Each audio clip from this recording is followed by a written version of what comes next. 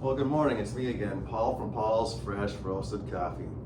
Today I'm drinking a Kenya Double A coffee. $18 for a pound, $11 for 8 ounces. Kenya Double A is a heavy-hitting origin of coffee, known for some of the highest quality coffee beans in the world. It has flavor notes of blackcurrant, berry, citrus fruits, and almond nut. I said it's a light roast coffee. You can do medium or dark as well, but I feel like the light roast provides the most flavor profile out of this individual coffee bean. I did a pour over style, and then I used a gooseneck style water kettle. It provides the most consistent pour when you're pouring over your fresh ground coffee. And I prefer the pour over, just I feel like it provides the highest quality or the highest flavor profile when you're doing your coffee.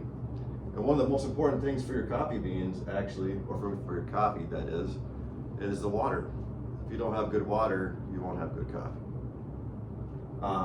They say that between 195 and 205 degrees is the ideal water temperature when you're making your coffee. I actually have mine set at 205, but I said 195 to 205 is the preferred temperature range.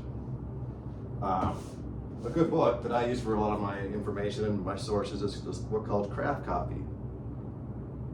It's an excellent resource. I highly recommend looking into getting it. You can see my Paul's Fresh Roasted Coffee card, business card. Yep, right there. Oh. Sorry about that. Oops, a little spillage there. What the heck?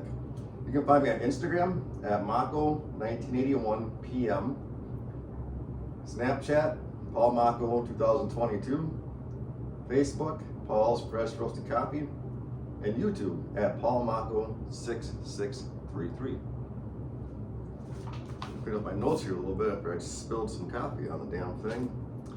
Anyway, the mug I'm drinking out today is actually from Yellowstone. Well, that's what it said on the mug anyway.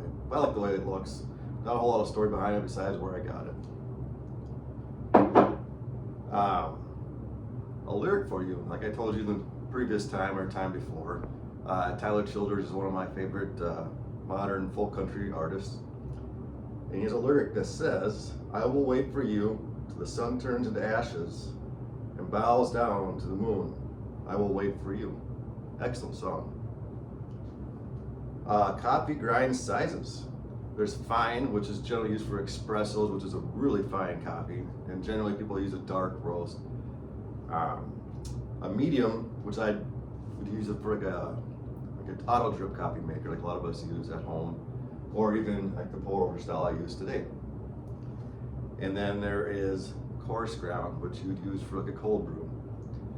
And the difference between a cold brew and iced coffee is cold brew is actually brews overnight or during the day, about 14 to 16 hours. I usually do about 14 hours. But the nice thing about cold brew is you can heat it up as well, and it doesn't have all the acidity that a hot coffee has. There's a thing called brew ratio. Most professional coffee people use 1 to 15, which is 1 gram of whole beans to 15 grams of water. And 1 to 17, which is a starting point. It depends on how strong you like the taste of your coffee. And remember, each day is a new day, and positive thoughts equals positive results. Thank you, Paul from Paul's Fresh Roasted Coffee.